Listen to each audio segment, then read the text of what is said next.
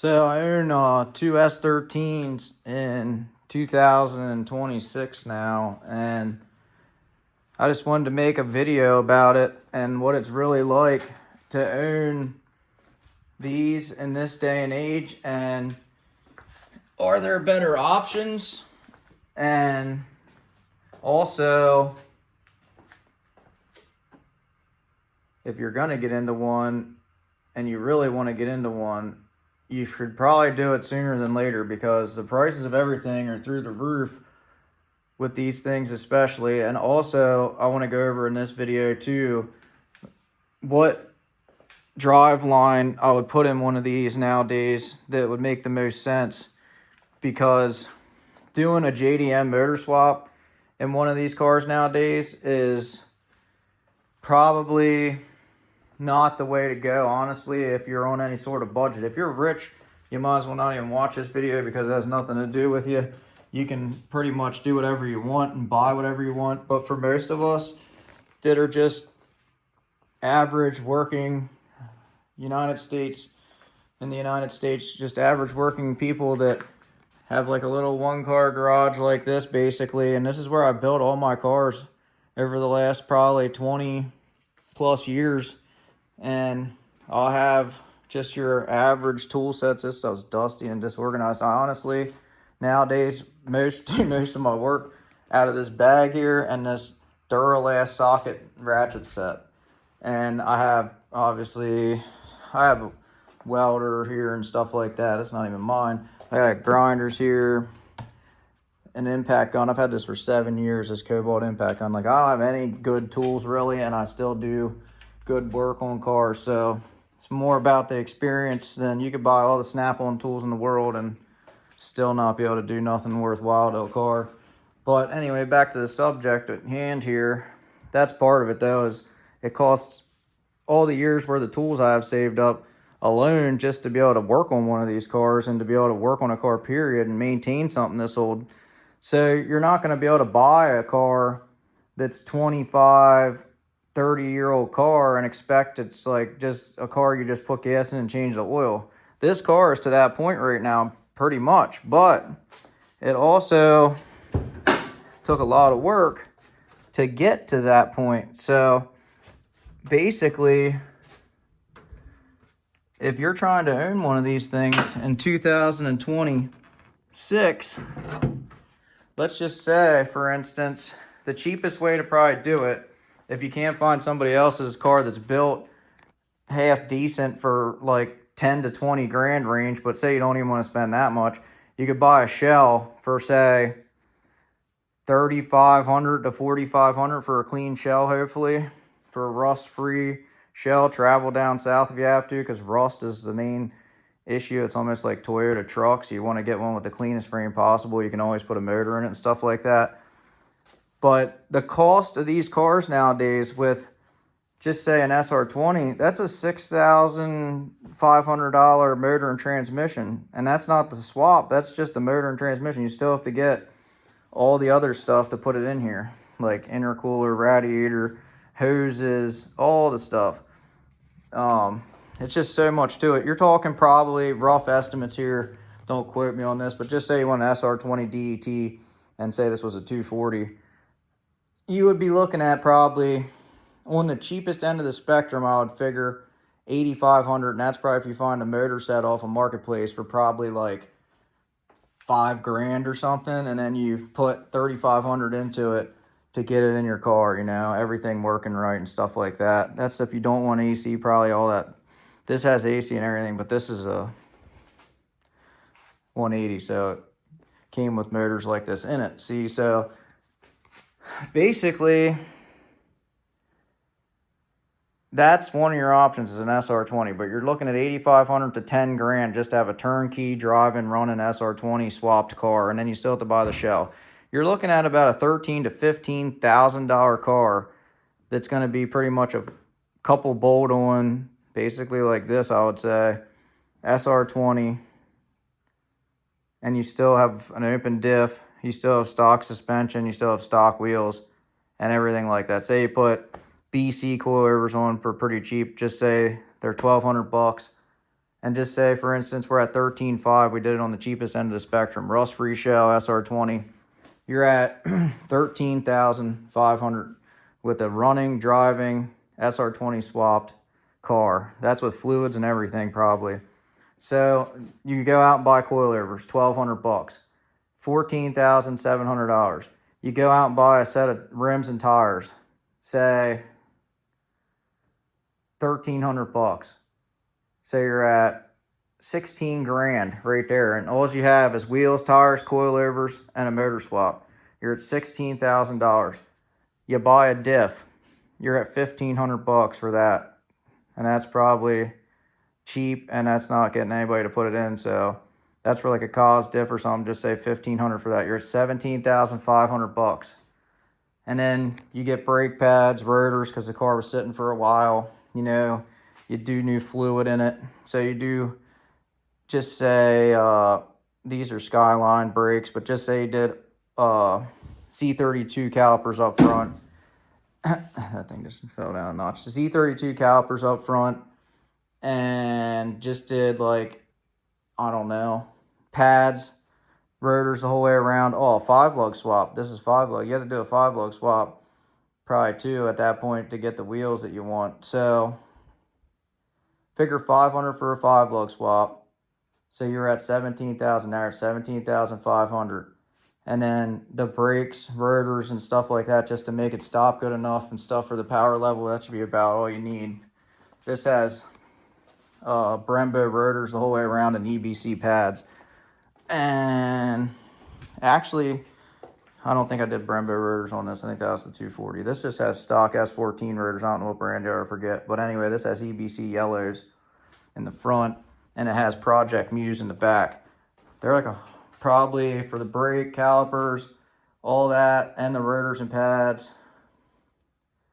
Figure, just say cheap end, you get the calipers dirt cheap off of a marketplace, and you just do EBCs or some kind of, you don't do Project Muse, they're like $150 for brake pads for the rear or something. So you're at like $500 for that, just say. You're at 18 grand. You still have the stock steering wheel in this thing. So you don't have harnesses, you don't have a steering wheel. I mean, you don't need this stuff. My other car doesn't have a steering wheel, and it's still had it for 8 years. It's just because there's always something else that needs money put into it. I'd like to have a Nardi wheel like that. But just say you want to do a Nardi wheel because they are nice. And you do a Nardi wheel with an adapter. Right there, you got like $450, $500 just into a steering wheel. So now you're at $18,500. I might have messed these numbers up here and there. But just say miscellaneous stuff like wiper blades and just like steel braided brake lines while you do that job, and just little things that you forgot about along the way. You know, maybe the rack's bad in it. You need a $500 one of them. I think it's K Sport or something makes one. I have one in my other car. But just say you're basically at a $20,000 car, and you have a stock SR20 and an S13, and you have a good diff. Oh, we didn't even put a clutch in it. So figure another probably, I don't know, $500 plus for a clutch. This has a Nismo flywheel and a spec stage 2 plus clutch. That setup alone right there is probably like $800, $750. Just say $750. You're looking at 20 grand plus into a car like this, and you have basically an unpainted, probably multicolor at that point, unless you got really lucky and somehow got a shell with good paint on it. You probably have a multicolor, half decent, solid, running, driving SR20 DET swapped car that makes 250 horsepower at the wheels, maybe. And then say if you have a hatchback, you might want 180SX Type X taillights. They're like $1,200, $1,300. But just say, for instance, you don't really care about the looks, you're just trying to get it on the track. So you don't paint it or nothing. If you paint it, you're gonna have 25 grand into that car, especially if it's a hatchback and you put Type X taillights in it. You're gonna have probably a $30,000 car, and it's gonna be a stock turbo SR20 DET. So, say you want to do an RB25 DET. Just up the price of that about another probably 10 grand or something. And then you probably have an RB25 car, because then you need the RB25, which is more expensive. And then you need a motor mount kit, a transmission cross member kit. You need a custom drive shaft. You need so much other stuff. So RB25s, RB20s even, they're out of the question. You might as well just forget about it. RBs are so expensive. If I had to go back in time, I would have never even bought one. I love my RB, but I would have never bought one. They're so expensive to own now, because if you blow that motor up, $5,000 long block, unknown miles, and you're 5 grand just getting another motor back in the car to get it running again. Like, it's a lot of money. Not many motors nowadays are 5 grand. I mean, you can buy a hell of a V8 for 5 grand. You can buy a hell of a KA24DE or a K24 and build a hell of a motor for 5 grand. You're getting a stock unknown mile RB25 for 5 grand. The price of entry and the price of just keeping an RB25 alive and running and on the road, especially higher horsepower, you pretty much are going to have a really large sum of money into that car to keep it going. I mean, I have way more money into my coupe than this car. So my coupe, I have double the amount of money almost in my coupe with the RB, and it paints shit on it. The interior has no carpet. It's got racing seats in it. Only one of the seats has harnesses right now.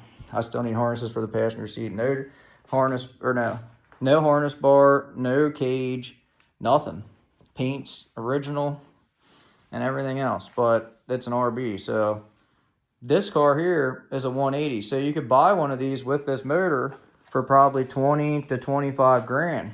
So in reality, if you don't care about it being right-hand drive, or maybe even would rather have right-hand drive, I don't know. I'd rather probably have left-hand drive, most likely. The right-hand drive to me is like, it's just the way it has to be because it's a 180. I'd rather probably have this car if it was left-hand drive, honestly, just because left-hand drive is just more normal to drive for me and easier to shift fast and everything else. I mean, I can drive this car just fine now and stuff, but it's still weird ripping gears left-handed and pulling the e-brake left-handed. It's tricky, but it's not bad. I like it and stuff, but I'd probably rather have left-hand drive. Also, when you go to pass people, nobody ever says anything about this. Say you're behind a car and the right-hand drive, you're on this side, and you're trying to pass somebody, you can't see good to see if cars are coming. So if you need to pass somebody, you almost need to look past their car on the right side of the car down a straightaway to see if there's anybody coming before you start getting over and there's a car coming. Like, it's kind of sketchy with that situation. I don't really like that either. So it's just another downfall of the right-hand drive that nobody ever talks about. It draws a lot of attention, but I really don't even care about that. I'd rather just get a thumbs up here and there. If anything, I don't even care about that. I'm just saying, I don't need people to come talk to me every time I get gas and stuff. I really don't even care. I'd just rather just get back in the car and keep driving and having fun in it and stuff. I don't know. I don't really need to show off the car to everybody and their brother. But, I mean, I'll tell them about it and I'll talk about it if they come up to me and stuff. You know, I'm not going to tell them I don't want to talk about it or whatever. Obviously, I'll talk about the car. It's just that extra attention you get and people looking at you at lights and stuff, like, I can live without that for sure. Like, that's just part of having right-hand drive. Everybody looks at you all crazy and stuff because they never really see it much in cars. But like I said, I'd rather have left-hand drive because I don't really care about the extra attention at all, and I'd rather just have my I'd rather be shifting and using the e-brake with my right hand, really. But long story short, back to where we're at now, though. You could buy a 180 for the cost of building an OK 240 nowadays.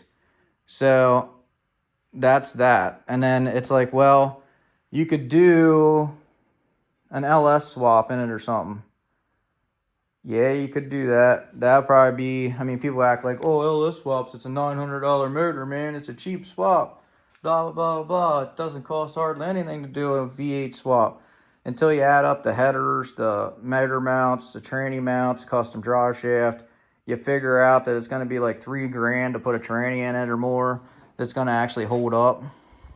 Like, it's a lot to it. And I don't know. I would just probably think about it and just really write down lists and stuff and see how much like it's going to cost you to do a motor swap in one of these, and how much it's going to cost you to buy another motor in one of these if you want to build one. If you whatever, like write down like what motor you would do and stuff like that, and then just go from there and see what makes sense the most to you financially. But I'm telling you right now, to build a decent 240 in 2026 is going to cost you probably 15 to 25 grand to build a decent one, especially one that looks decent. I don't care what motor you do. It's just the reality of it. My window's not even down up the whole way. I just noticed that. But yeah, it's just the reality of these things. So also think about it for that too. For that kind of money, that opens the door to a decent amount of cars. These are great chassis and great cars, and I like them. But the price of them nowadays is like on the verge of almost being at the point where you can get like, you could get pretty much like a brand new, not brand new, but like a couple year old GR86 or whatever, GR86, and not have to do anything to it. Lower, put some wheels and tires on it, and you have a similar weight rear wheel drive car with a factory posi with AC and Apple CarPlay. I mean, it just depends what you want. And that's a car you just change the oil in and put gas in it. You build a 240 like this, you can make it like that, but it takes time, and you got to either be a decent mechanic or you got to know a decent mechanic, and you got to get a couple decent mechanics together sometimes to make one of these things right. Like, all the bugs worked out of it, turnkey, drive it anywhere. Like, unless you're putting everything on it brand new, sometimes it doesn't work out that way. So you're going to have bugs to work out with it. You can't get it started with the swap and go out and just start beating on it right away. Like, that's why a lot of people blow them up. You got to work all the bugs out, be patient, spend the time, spend the money, and do everything you got to do to make it right. And then once it's all good and running good for a while, then you can start beating on it. And they do hold up, and they are reliable, and they take a beating, but it's like, I don't know. It's not something you just jump right in usually, and you just have a car that is ready to go from the beginning like that. Like, it's not that. So you got to still remember, at the end of the day, it's a 30-year-old car, and this one is like a turnkey car. You can change the oil in it, put gas in it, and you can pretty much drive it anywhere. But it's rare to find one like this, and I didn't get this one like this. I bought it, and it had the typical bugs and all the problems that they usually have that the last couple owners couldn't figure out. So it took a couple months to get all the bugs sorted in this thing and to get this thing dialed in. So it's just something to think about getting into if you say you want an S chassis in 2026 or after. It's only going to get worse with time. So if you do really want one, I mean, get one. They're awesome, but just be prepared. Like, it's not a cheap chassis to get into anymore. It's not at all. It's very expensive. Parts are getting hard to find. Everything about it is just getting harder, more expensive to come by, and it's just not what it was in 2000, early 2000s and stuff. Just know that before you get into it, and like I said, it'd be a cool car to have, and if you can get one now for a good deal, it's only going to go up in value. So if you don't chop it all up and make it some roached out, ratty piece of junk that's all cambered out and slammed to the ground, dragging frame rails everywhere and scraping everywhere, you could probably get a car, put the money into it, and you'll get your money back out of it, or at least most of it probably, if you make the car right. So it's just something to consider. I mean, there's a lot of other chassis you could get into for a lot less that do the same thing basically as these. These are pretty special cars, and the way they drive and handle is different and a little bit more special, I think, than some of these newer cars, like, say, a GT86 or FRS or whatever. Or like, I don't know. S2000s are cool, but they just they're more of like a car to go around corners fast in. Not, I wouldn't recommend like trying to get them sideways and stuff on back roads. They're kind of sketchy. I had one. But there's other cars out there that are rear wheel drive. You got Skylines, they're around, they're expensive now too. They've been. But they're other rear wheel drive cars. It's just lightweight, rear wheel drive, front engine, manual cars. It's just, they're really, this is one of, in my opinion, the best chassis. I like it the most. I mean, I've had almost every good rear wheel drive car there is, and to me, this chassis just does what I want it to do, and it just, you feel one with the car when you're driving these things, I feel like. And you can get other cars to feel like that. I'm not saying you can't. You definitely can. But these cars, I think, just have a little more soul to them and are a little more special than these newer cars. That's all it is, really. But it just all depends on what you want. If you're building like a seat time car and your main goal is just to get time driving on the track, I would probably just build like a GT86, buy a rolling shell or buy a blown motor, one of them or something, like a first gen BRZ, you know, or something like that. But I mean, there are some other cars out there comparable, I would say, but I mean, it's even like the new cars, like the new GR86s. In that price range, there's nothing else. That's it. So that's kind of, to me, like the new 240 basically. So I think those things are going to become more popular. And honestly, I thought about getting one eventually to build a track car out of, because I really don't want to cut up my 240, and I definitely don't want to cut this thing up at all. So those things right now are a little more throwaway than these, are getting to be a little bit too rare to do that too. So I was thinking probably get one of them to make a track car out of, and not cut one of these up anymore at this point in time where they're this rare and this expensive. Both of mine are rust free and never been wrecked hard or anything like that, so clean titles and all that. So that's my video, and that's my thoughts on it, on owning a S chassis in 2026. And S14s and stuff like that's basically the same concept, just most likely probably gonna have more money in one of them because they're hard to find clean too. So that's pretty much my take on that. But if you are going to get one, I would definitely recommend getting one sooner than later with the price of them. Like I said, probably a good clean shell nowadays can go from anywhere between like 3,500 and I've seen them already up to like 6,500 and stuff like that for a clean paint one. So just keep all that in mind when you're out there thinking about getting a car to get into for a weekend / fun / track car that you can still drive on the streets and stuff.